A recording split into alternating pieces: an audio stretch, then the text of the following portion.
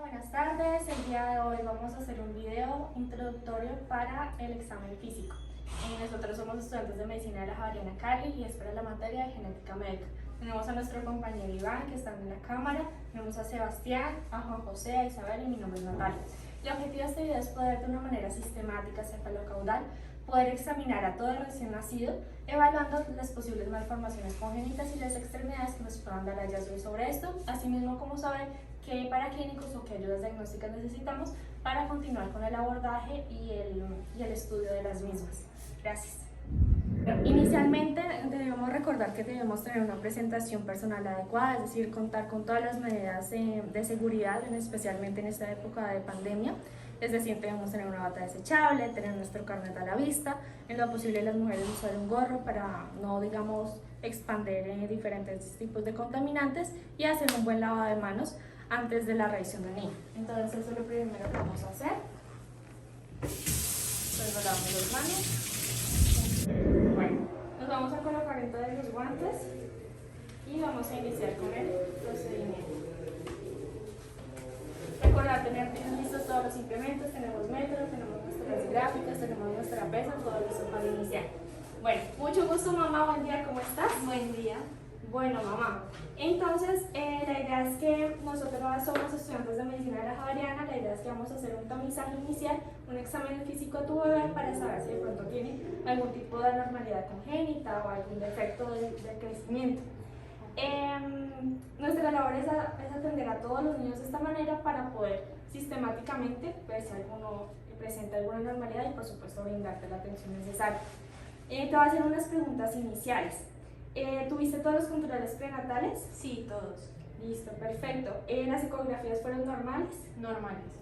¿Te hicieron los exámenes STORCH de sífilis, VIH, toxoplasma? Sí. ¿Y todos normales. Perfecto. ¿Estás con lactancia exclusiva? Sí, lactancia exclusiva. De acuerdo. ¿Las micciones y las deposiciones del bebé?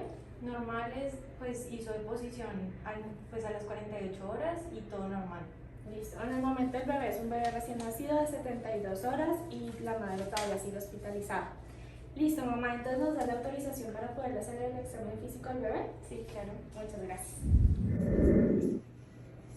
Para iniciar el examen físico, lo primero que tenemos que hacer es poner al bebé en una posición cómoda para el examinador y que nos permita ver todo el ancho del bebé. Entonces lo vamos a poner en esta posición cefalocaudal, con las piernas hacia el examinador, la cabeza lo más distal posible y vamos a empezar a desnudarlo para poder inspeccionar de una mejor manera.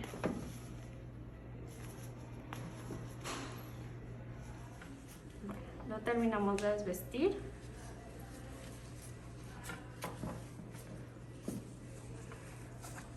El pañal no lo quitamos sino hasta que vayamos a hacer la evaluación uniturinaria. Por ahora entonces tenemos que ver la simetría de las partes, sus orejas, más adelante se va a hacer un poco más a profundización, los brazos, las piernas, debemos ver el tono del bebé.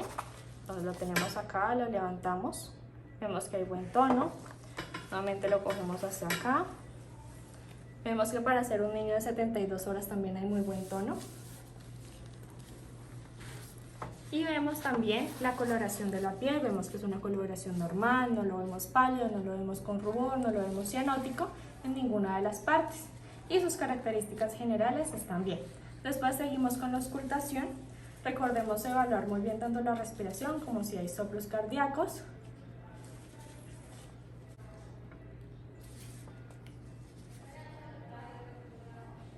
Evaluamos todos los focos.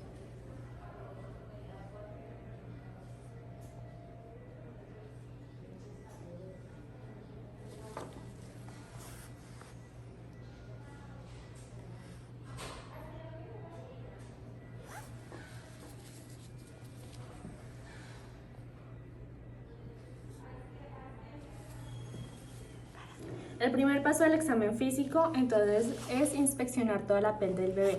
Recordemos ver muy bien las palmas, detrás de las orejas, el cuello, ya que en diferentes partes del cuerpo podemos hallar lesiones. Las lesiones más importantes que tenemos que ver pueden ser la del nebus flammellus o mancha en vino o porto, que es una lesión roja, normalmente se va a ver en la carita, que al hacerle digitopresión no va a desaparecer. En este caso vemos que no lo tenemos. Entonces ahí podemos descartar un poco lo que es el síndrome de Stroke-Weber, que es una alteración del neuroectodermo en donde se asocia ese angioma facial con la angiomatosis leptomeningia, que sí ya necesitaríamos una resonancia magnética. De todos modos, recordemos que esto nos puede generar convulsiones focales y hemiparesia contralateral, entonces es importante hallarlo. Lo mismo tenemos que ver si hay mancha mongólica. La mancha mongólica suele aparecer en esta zona del cuerpecito del bebé, es una mancha sobre todo azul grisácea que se da sobre todo en los bebés de raza negra, aunque es totalmente benigna y no nos genera ningún tipo de alteración funcional. También podemos ver si hay hemangioma cavernoso. El hemangioma cavernoso lo vamos a localizar en cualquier parte del cuerpo, por eso les digo que es importante ver muy bien los pliegues del cuello, debajo de los bracitos, cualquier pliegue en donde vamos a ver un pedacito de piel sobresaltado de color normalmente rojo.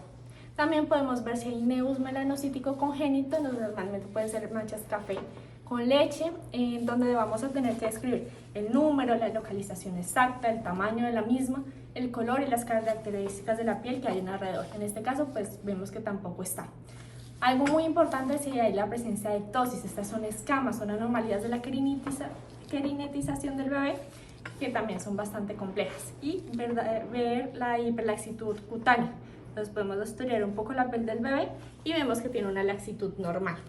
Recordemos que si hay algún hemangioma en abdomen, vamos a solicitar una resonancia magnética o si lo mismo aparece en cara para buscar lesiones similares intracraneanas o intraabdominales. Bueno, vamos a continuar con el examen físico. Vamos a observar y a palpar la cabeza para poder encontrar las diferentes anormalidades. Recordemos que la cabeza debe ser completamente simétrica. Para eso lo que vamos a hacer es medir el perímetro cefálico del bebé. Entonces lo vamos a medir desde esta parte, siempre por encima de las cejas, hasta acá. Entonces vemos que tiene un perímetro cefálico de 33 centímetros. Después nos vamos a ir a la tabla y vamos a ver que para un bebé recién nacido, 72 días, es decir, lo vamos a tener acá, tenemos el perímetro cefálico que estaba en 33, está más o menos por este sector, es decir, que va con la línea media, tenemos un perímetro cefálico completamente normal. Vamos a tener problemas si está por encima o por debajo. En ese momento vamos a obtener una macrocefalia o una microcefalia, pero no es el caso. Para evaluar el tamaño, entonces debemos comparar las orejas con el resto de la cabeza. Para eso vamos a usar dos objetos rectos. Estos los vamos a poner en el conducto auditivo externo sin introducirlos. Y vamos a ver que van a estar a la misma altura y a la misma profundidad de la cara. En este caso podemos ver que no hay ninguna patología cerebral. Adicionalmente, entonces vamos a evaluar las fontanelas. Recordemos que acá vamos a tener los dos huesos frontales, acá vamos a tener la fontanela anterior, que esta puede permanecer abierta hasta los 18 meses. Vamos a tener la sutura coronaria, vamos a tener los huesos parietales, la sutura lambdoidea, los huesos occipitales, la fontanela posterior, que esta sí puede estar abierta hasta los 2 primeros meses, por lo tanto, en 72 horas las dos continúan completamente abiertas y vemos que todo está absolutamente normal. Según lo anterior, entonces vemos que no tenemos ni microcefalia ni megancefalia, no tenemos ninguna masa, entonces todo hasta ahora está bien. Igual en la forma y en la simetría, digamos que como ninguna sutura craneal se cerró antes, entonces no tenemos ningún tipo de acroencefalia, braquicefalia, una escafocefalia, ni ninguna anormalía. Ya escribimos las fontanelas, es importante decir que el occipucio está completamente plano, no está prominente ni con ninguna anomalía y por lo tanto tampoco tenemos anomalías un poco más graves que son la anencefalia, la cránea, el cefalocele ni ninguno de esos. En caso de tener microcefalia o macrocefalia, recordemos que tenemos que hacer un eco transfonelar para una valoración rápida inicial, pero todos deberían tener una resonancia magnética cerebral. Igualmente, si tenemos problemas de craneosinostosis, vamos a hacer un TAC con reconstrucción tridimensional. Finalmente, para esta primera parte lo que vamos a hacer es evaluar el cuero cabelludo y el cabello.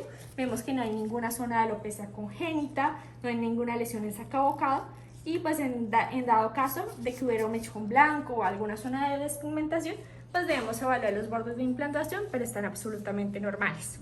Con las orejas se debe primero observar el nivel de implantación de estas. Se considera que son de implantación baja cuando el extremo más superior del hélix se encuentra por debajo de la prolongación de una línea imaginaria que se va a trazar desde el ángulo externo del ojo hacia lateral perpendicular por la línea media. Esta debe estar 1/3 por encima de este, así como el conducto del canal auditivo externo. Se debe trazar una línea imaginaria desde la narina ipsilateral, pues de la oreja hacia el pabellón auricular. También hay que observar la simetría de esta oreja comparando con la otra y también verificar si existen todas las partes de las orejas. Dentro del examen físico son los siguientes. La macrotia se produce por un desarrollo incompleto del pabellón auricular derivado del primer y segundo arco braquial. Es la malformación congénita más frecuente de la oreja y puede pues, ser de grado variable y en los casos más graves pues el pabellón auricular se reduce a un pequeño resto de cartílago. Entonces pues hay diferentes tipos de grados, grado 1, grado 2, grado 3, grado 4 y hasta la anotia, que es cuando ya no se encuentra pues como la oreja como tal. También podemos encontrar macrotia, que es cuando la oreja está más grande, o orejas displásicas, ausencia del conducto auditivo externo o un antihelix prominente, entre otras cosas. En caso de encontrar anotia, microtia o apéndices preauriculares, se debe mandar unos potenciales abocados auditivos con emisiones autoacústicas. Y en caso de presentar ausencia de conducto auditivo externo, se debe mandar un TAC de oído. El examen de la cara se hace mediante la observación. Entonces, se mira primero la frente, si está arrugada, estrecha o prominente, si es grande, si tiene una glabela prominente, y también se deben ver las facies. Entonces, se deben buscar las facies típicas como síndrome de Down, que es una cara muy redondeada, y algo muy característico son los pliegues epicánticos, que son los pliegues de piel que recubren el ángulo interno del ojo o el canto interno. Las facies burdas, las facies inexpresivas, la facie miopática o facies de Potter. Se debe también mirar la simetría, observar si hay sobrecrecimiento o hipodesarrollo o hipoplasia, pues, y se debe como describir cada lado. Se debe también pues, ver si hay hipermetrofia, hendidura facial o una cara plana, cara redonda, cara fetal, triangular, ya depende como de la facie pues, y la simetría que tenga el niño. Dentro de los paraclínicos pues se van a mandar dependiendo de la patología que esté sospechando. Entonces, si por ejemplo vemos una facie sindrómica, pues se van a solicitar ya como cariotipos o paraclínicos según el diagnóstico de trabajo. Para el examen de los ojos se debe hacer con una linterna, entonces se debe alumbrar ambos ojos retirando los párpados de manera que el iris y la pupila queden expuestos de la siguiente manera. Se debe encontrar también el reflejo rojo de todo recién nacido buscando cataratas o masas.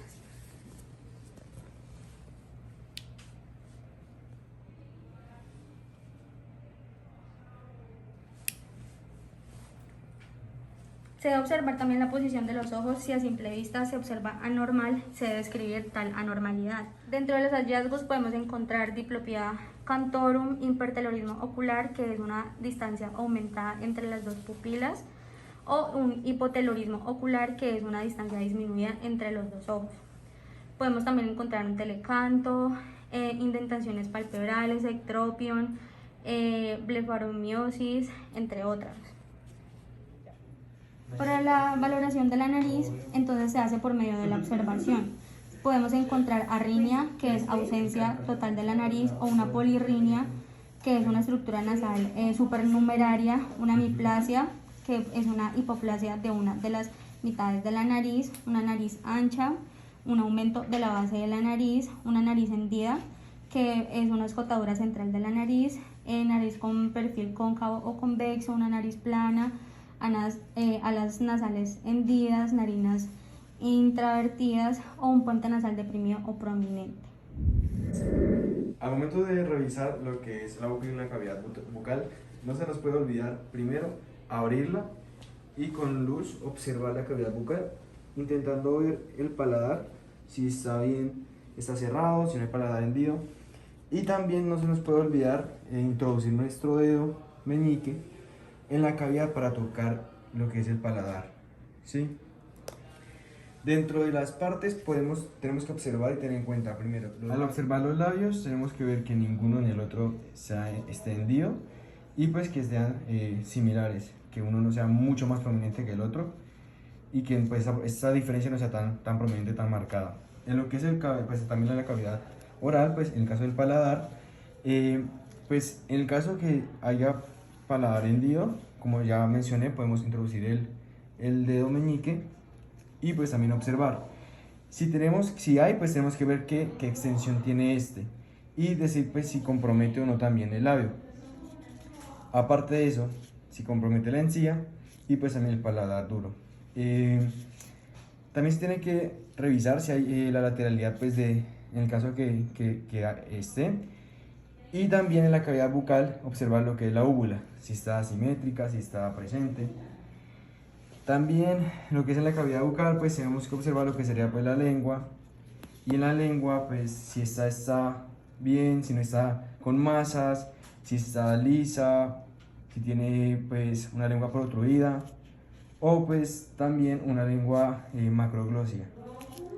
En el caso de lo que sería la hipertrofia gingival o las encías, pues tenemos que ver que no hay hipertrofia gingival y tampoco que pues no estén presentes los dientes aún y tampoco hemangiomas u otra anormalidad. Es por eso que tenemos que revisar lo que es labios, lengua, encías y pues después de todo esto dirigirnos a la mandíbula.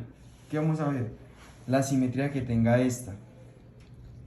¿Cómo vamos a hacerlo? También tenemos que palpar y mirar que no tenga masas, mirar el tamaño y pues en el caso que tenga un prognatismo, ¿cómo vamos a encontrarlo? Pues un poco protruida esta salida de la mandíbula. En el caso que sea retrognata, o que aparezca retrognatía, que esta esté lateralizada y pues que tenga pues el paciente micrognatía, esta va a ser más pequeña pues que todo lo que es la cara y la cabeza. Bueno, cuando seguimos con el cuello, es muy importante no solamente revisar la parte anterior, sino también revisar la parte posterior.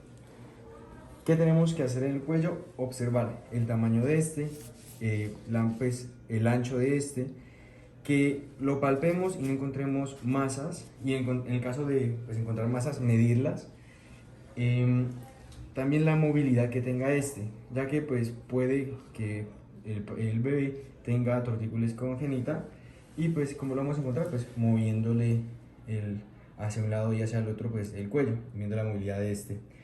En el caso también tenemos que observar son las membranas de este, pues acordémonos que en muchos síndromes como el de Turner pues estas van a estar, el cuello va a estar más acortado y pues en ese momento pues nuestro paciente no lo tiene, pero va a ser muy notorio pues la simetría de este. Tenemos que también observar las hendiduras u hoyos que tenga presente y pues en las clavículas también tenemos que recordar que tenemos que palparlas. ¿Para qué? Para descartar que él tenga fracturas y que pues no se vaya a pasar pues esta parte importante de estas. En los paraclínicos que podemos encontrar, pues si tenemos una anomalía en lo que es el cuello, pues es ecografía en caso pues de las masas y la radiografía de la columna cervical, pues en caso de nuestro criterio clínico, pues lo necesitemos. Bueno, después de estudiar lo que es el cuello y las clavículas, seguimos pues también después de estas el tórax, ¿sí? ¿Qué tenemos que hablar? Primero, lo más general que es la piel, evaluando que un buen aspecto general, que no tenga nebus, manchas café con leche, que nos pueda pues generar una anomalía, que nos pueda presentar una anomalía, y pues ya en la parte más morfológica tenemos que buscar simetría entre ambos, que este sea simétrico ambos lados y que no hayan anomalías como tórax en tonel, pectum excavatum, un tórax corto. ¿Cómo vamos a encontrar en el caso de tener pectus excavatum? Pues un pecho que va a ser hundido. Y en el caso de pectus carinatum, un pecho salido. Cuando encontramos un tórax en tonel, vamos a tener que el diámetro anteroposterior va a estar aumentado. Y pues también tenemos que observar lo que son las mamilas o pezones. En el caso de la politelia, vamos a encontrar un pezón supernumerario y este va a estar pues uno más en el lado izquierdo, Satellites 3. ¿Qué más tenemos que observar aquí? La presencia de los músculos pectorales. Y es muy importante observar, al mismo tiempo que tenemos la palpación, observar la respiración de nuestro bebé. Bueno, para la parte abdominal es importante lo que va a ser la observación primero que todo y luego la palpación, ¿listo? Entonces, ¿qué es lo que vamos a empezar a observar? Nos vamos a fijar si hay una diástasis de los rectos abdominales. Vamos a ver que aquí hay una pequeña ventración. Además de ello, vemos si el paciente tiene un abdomen en uva pasa, una gastroesquisis, que sería muy notoria, ya que van a estar diferentes órganos pues, en un saco fuera del abdomen. Y vamos a ver si hay onfalocele, ¿listo? En la parte de la palpación ya sería palpar lo que sería visceromegalias, una hepatomegalia, una esplenomegalia. Y además de ello, tenemos que tener en cuenta también lo que son las atresias esofágicas e intestinales, que estas se manifiestan tardíamente, a menos que se hubiesen encontrado perinatalmente. Para lo que es el abdomen, lo que nos va a ayudar en este caso sería la radiografía de tórax, en caso de sospechar una atresia esofágica, y una radiografía abdominal donde sospechemos atresias abdominales. La ecoabdominal la vamos a utilizar principalmente cuando a la palpación sospechamos visceromegalias o alguna hernia. Bueno, entonces ya para pasar a la parte de los genitales, otra vez tenemos la observación y la palpación.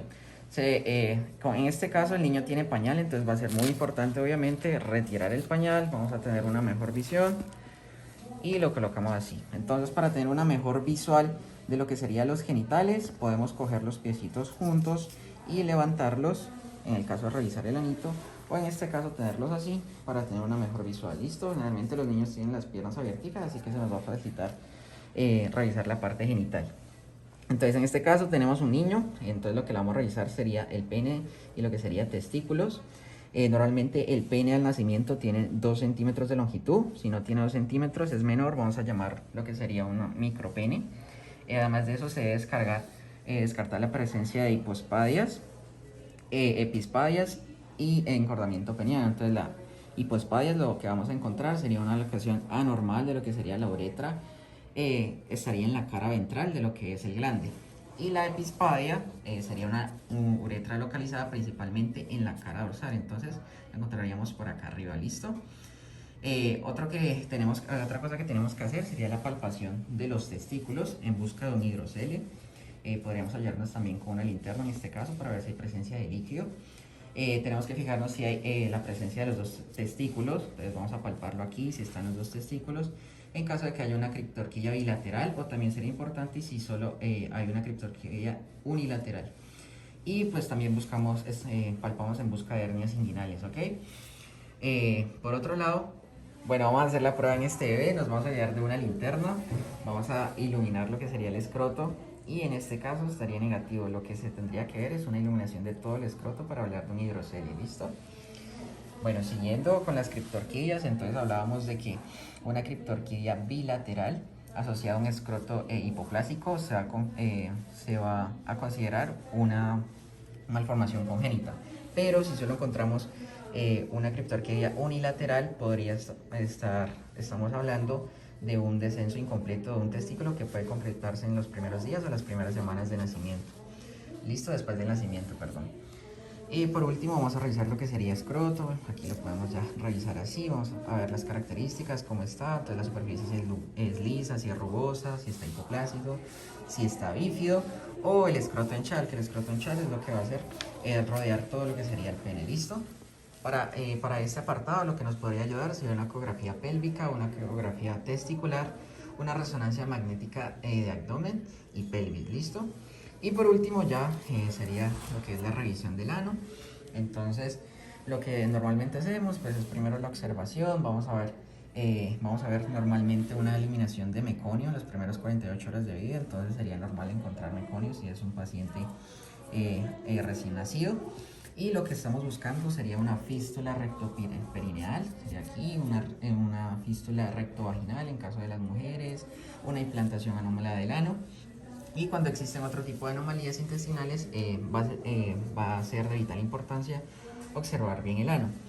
En este caso sería importante descartar la presencia de malformaciones que puedan acompañar la atresia anal y hacer parte de la evaluación de lo que sería el BACTRL. Entonces en este vamos a encontrar lo que sería primero defectos vertebrales, malformaciones anales, lo que sería cardiopatías congénitas, alteraciones traqueosofágicas, también podemos ver malformaciones renales o alteraciones en las extremidades. Es por eso que en este caso sería de mucha ayuda una radiografía de columna, un ecocardiograma, una ecografía abdominal y de vías urinarias, y además evaluar lo que serían las extremidades del niño y descartar alteraciones en ellos. Entonces, el examen físico de las extremidades siempre debe ser íntegro y consiste básicamente en la evaluación y comparación de los miembros superiores y los inferiores. Entonces, lo que vamos a hacer es comparar miembros superiores en tanto simetría como largo y miembros inferiores también en simetría como largo. Entonces, esto facilita el diagnóstico de anomalías, por ejemplo, por reducción de miembro, que se caracterizan por la ausencia parcial o completa de un miembro o parte de la extremidad. Entonces se debe describir obviamente la parte del miembro afectado, si está más largo o si está más corto o si simplemente pues no existe. Además de esto tienen que pues describirse completamente las partes sanas. Los hallazgos generales, como ya lo había dicho, miembros superiores cortos o largos o simplemente asimétricos, una amelia que consiste en la ausencia del miembro, la focomelia que sería la hipoplasia de un miembro, la rizomelia que sería el acortamiento del miembro a expensas del tercio proximal, la mesomelia que es el acortamiento del miembro a expensas del tercio medio, la acromelia que sería el acortamiento del miembro a expensas de la porción distal. ¿Y qué paraclínicos nos pueden ayudar? En general, siempre una radiografía de miembros superiores, siempre comparativa con un modelo normal. Bueno, en cuanto al codo, hay que observarlo, palpar y realizar el movimiento pasivo del codo, que recordemos que es este. En los hallazgos podemos encontrar un cubitus valgus, en el que el antebrazo se aleja del eje corporal. En un niño con cubitus valgus se vería así, sin embargo este niño, como vemos, está completamente sano. Hay una deformidad en la flexión del codo, podemos encontrar también un pterigio, es una brida de tejido conectivo que limita la extensión del codo en la porción de acá. Una sinostosis que sería la fusión ósea de los huesos del codo, lo cual nos impediría la flexión. Si la sinostosis está aquí, pues si está previa, o la extensión si la sinostosis pues tiene esas características clínicas. Los paraclínicos igual, radiografía de codos comparativa en extensión y en flexión. El antebrazo. Entonces, el examen va a consistir en observación, palpación y movimiento pasivo del antebrazo. Aquí podríamos observar pues una hipoplasia radial, una sinostosis que sería la fusión ósea radiocubital. Entonces nos impediría, digamos, estos movimientos de pronosupinación. Un radio cóncavo, una deformidad en la flexión de la muñeca. Igual para clínicos, radiografía de muñecas o de antebrazos comparativo. En cuanto a la mano, vamos a realizar una observación completa de la mano y una palpación. ¿Qué podríamos hallar aquí? Un pliegue palmar único que puede estar presente en recién nacidos con síndrome de Down. Aquí no lo encontramos así, vemos que tenemos pues varios pliegues, no tendremos el pliegue palmar único típico de niños con síndrome de Down. Una mano grande, una mano pequeña, una mano desviada, una mano contraída, una mano pues también hendida, en fisura o muesca de la mano, asociada pues a oligodactilia, que sería la falta de alguno de los dedos de la mano, o simplemente una agenesia de la mano. Recordar que pues una mano grande es una característica bastante clínica del crecimiento acral, entonces pues realizar estudios más complejos. Bueno, en cuanto a los dedos, es bien importante observar, contar sistemáticamente en voz alta y palpar, empezando desde el primer dedo hasta el quinto, describir características de los dedos, si hay braquidactilia, aracnodactilia, hiperlaxitud de los dedos y cuáles son las características del pulgar principalmente. Entonces, En la sindactilia, pues la sindactilia es la fusión anormal de todos los dedos, de uno pues, o más de dos o más dedos. Debe describirse el miembro afectado, los dedos involucrados, la extensión de la sindactilia, el compromiso también de las uñas. En la polidactilia hay que explicar pues, cuál es el miembro afectado siendo específico, cuál es el dedo duplicado y el nivel de implantación del dedo extra. También es importante decir si el dedo es dependiente del primer dedo o del quinto dedo y si hay presencia o no de uñas. En la dactilia, que simplemente es una ausencia de los dedos, la oligodactilia, como ya lo había mencionado, es un número de dedos inferior al número normal. La macrodactilia es el aumento excesivo del tamaño de los dedos, que también podría verse en rasgos pues, en enfermedades como la acromegalia. La camptodactilia es la deformidad en la flexión permanente de los dedos. Serían así. El pulgar aducto es la imposibilidad para extender el primer dedo. Sería un pulgar más o menos así. El pulgar hipoplásico es un desarrollo deficiente del primer dedo, o también puede ser pues, simplemente una genesia del pulgar que no existe.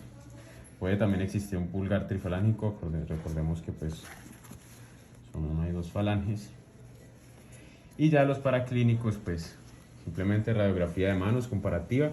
Importante tener en cuenta que la polidactilia pues, del primer dedo puede asociarse a otros síndromes, entonces por eso deben buscarse hallazgos que lo sugieran. Y es también bien importante realizar pues, toda la correlación clínico-patológica para encontrar otras anormalidades en el cuerpo.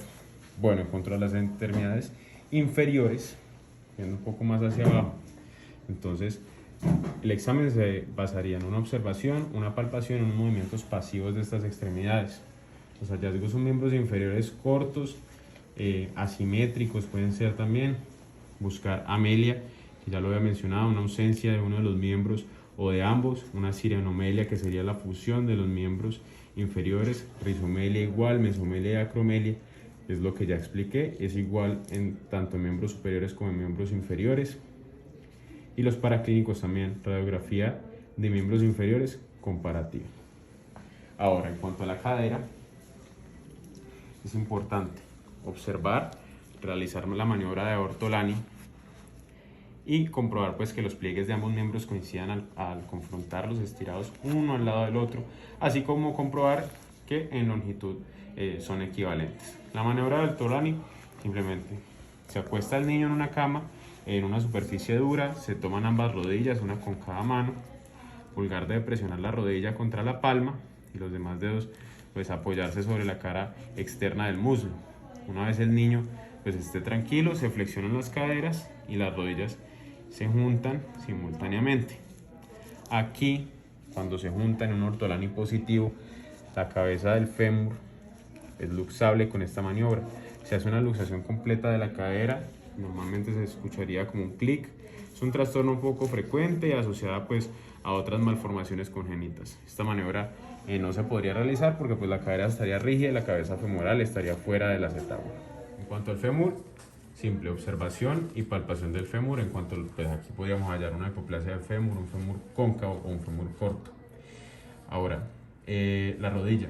El examen es bien importante, simple también, observación, palpación y movimiento pasivo de la rodilla. Podríamos encontrar entonces una genesia de patela, una patela hipoplásica también pequeña, una patela luxada, salida de su eje, digamos. Es una pérdida pues, de las relaciones articulares de la patela con la rodilla. Un pterigio popliteo, que es una herida de tejido conectivo que limita la extensión de la rodilla desde la parte posterior. Genualgo, que sería así, o genuar. En la pierna, pues simplemente observación y palpación. Los hallazgos pues podrían ser una tibia hipoplásica, un desarrollo deficiente de esa tibia, una tibia cóncava, un encurvamiento anormal de la tibia. También, igual recordar todo esto, corroborarlo con exámenes de radio, pues haciendo radiografía. Bueno, en cuanto al pie, podríamos encontrar un pie pequeño o un pie grande, o también un pie desviado. Puede ser un pie cabo también, un arco plantar excesivamente aumentado, pies asimétricos. Entonces aquí tendríamos que entrar siempre a comparar una genesia también del pie, una dimelia que es importante, que sería simplemente pues una duplicación del pie, un pie hendido, una hendidura en pie, una ectrodactilia en donde el pie está hendido a causa de la ausencia de algunos dedos y un talón prominente. Podríamos encontrar tobillos luxados o tálipes. También importante describir el lado afectado y si no, pues si es o no reductible con la movilización pasiva de los pies. En la parte del dorso es muy importante tanto palpar como observar y describir las lesiones que pueden estar encontradas en él. En esta parte, pues en cuanto a los hallazgos, podríamos encontrar una espina bífida en donde deberíamos explicar el nivel medular en el que se encuentra, el tipo que podría ser tanto pues una espina bífida, como ya lo hablé, una espina bífida oculta en donde hay un defecto en el cierre pues, de los arcos vertebrales, pero esa piel cubre el defecto. Una meningocele es donde las meninges se protruyen por el defecto vertebral, una mielomeningocele que sería tanto las meninges como la médula espinal a través de ese defecto, una mielosquisis que es la falla del neuroporo posterior al cerrarse, entonces esto resultaría en una amplia comunicación entre la médula espinal y la piel, y el mielocistocele, que sería una protrusión de un tumor quístico que contendría material de la médula espinal a través de un defecto congénito pues, de la columna vertebral. Estos paraclínicos que vamos a tomar, pues importante, radiografía completa de columna vertebral, es poco específica de recordar eso y es poco sensible. Entonces en ese caso se recomendaría tanto un TAC como una resonancia magnética completa de columna. Bueno, mamá, hemos terminado con el examen físico de tu recién nacido. Está en perfectas condiciones generales. Sin embargo, voy a recordar que algunas de las malformaciones genéticas no se ven en el nacimiento ni en estos primeros días, sino que se pueden ir presentando más adelante. Así que recuerda ir a todos los controles con pediatría, crecimiento y desarrollo. Muchas gracias por dejarnos atender a tu bebé y ya lo puedes vestir. Gracias. Gracias a ustedes. Continuando con el examen físico, tenemos a las polimalformaciones.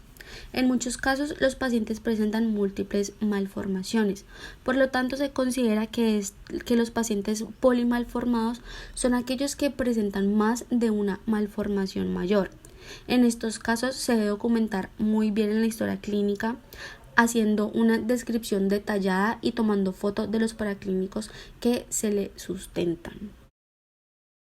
Por otro lado, debemos sospechar sobre una displasia esquelética en todo niño recién nacido, vivo o muerto con una baja talla, alguna desproporción entre tronco y miembros o si encontramos una estrechez torácica. Al momento de evaluar al recién nacido en su examen físico, tenemos que tener en cuenta ciertas características que nos pueden hacer pensar de ciertas cromosomopatías.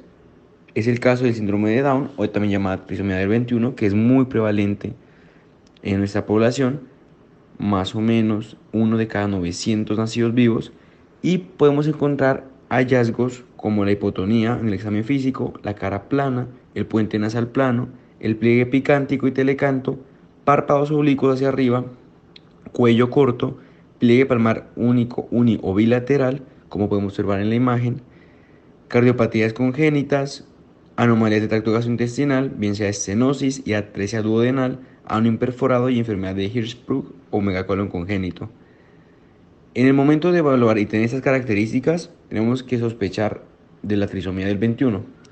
Para eso también tenemos que tener la presencia de ciertos paraclínicos, como es el cariotipo, potenciales evocados auditivos, valoración por oftalmología, el ecocardiograma para identificar esta cardiopatía y el inicio temprano de la terapia física. Siguiendo con las cromosomopatías, está el síndrome de Edwards o la trisomía 18, la cual es una de las cromosomopatías más frecuentes. Dentro de los hallazgos al examen físico podemos encontrar una baja talla y nacimiento postérmino, una hipotonía inicial que va a evolucionar posteriormente a una hipertonía, microcefalia con occipucio prominente, cataratas, orejas displásicas y de implantación baja, como se puede observar en la imagen de la izquierda, una micrognatia, labio o paladar hendido. En algunas ocasiones se puede encontrar posición de las manos, características con tendencia a tener los puños cerrados, tal cual como lo vemos en la imagen de la derecha. Esta también va a tener como dificultad para poder abrirlos y con el segundo dedo montado sobre el tercer dedo y el quinto sobre el cuarto. También se pueden encontrar uñas hipoplásicas, un talón prominente con el primer dedo del pie corto y en dorsiflexión, criptorquidia, riñón en herradura, una cardiopatía congénita tipo C y B, divertículo de Meckel, páncreas ectópico, entre otros. Dentro de los paraclínicos que se van a solicitar si tenemos esta sospecha diagnóstica son el cariotipo, el ecocardiograma, la radiografía de tórax y abdomen simple y unos potenciales evocados auditivos y visuales. Continuando con las cromosomopatías, está la trisomía 13 o el síndrome de Patau, en donde es muy común encontrar defectos de la línea media, un retraso del crecimiento pre y postnatal, un retraso psicomotor o mental profundo, microcefalia como se puede observar en la imagen de la derecha, una holoprosencefalia, una hipotonía o hipertonía, una frente inclinada hacia atrás, anomalías oculares tales como microftalmia o coloboma del iris, micrognatia como también se puede observar en la imagen de la derecha, unas orejas displásicas, hipotelorismo, defectos en el cuero cabelludo, un paladar ojival, hemangiomas capilares, labio hendido y una fisura palatina tal como se puede observar en la imagen de la izquierda, un cuello corto, cardiopatías, criptorquidia en varones, riñón poliquístico, polidactilia, dedos en flexión y superpuestos y mamilas hipoplásicas. Dentro de los paraclínicos que se deben solicitar al paciente si se tiene esta sospecha diagnóstica es el cariotipo, un ecocardiograma y una valoración oftalmológica.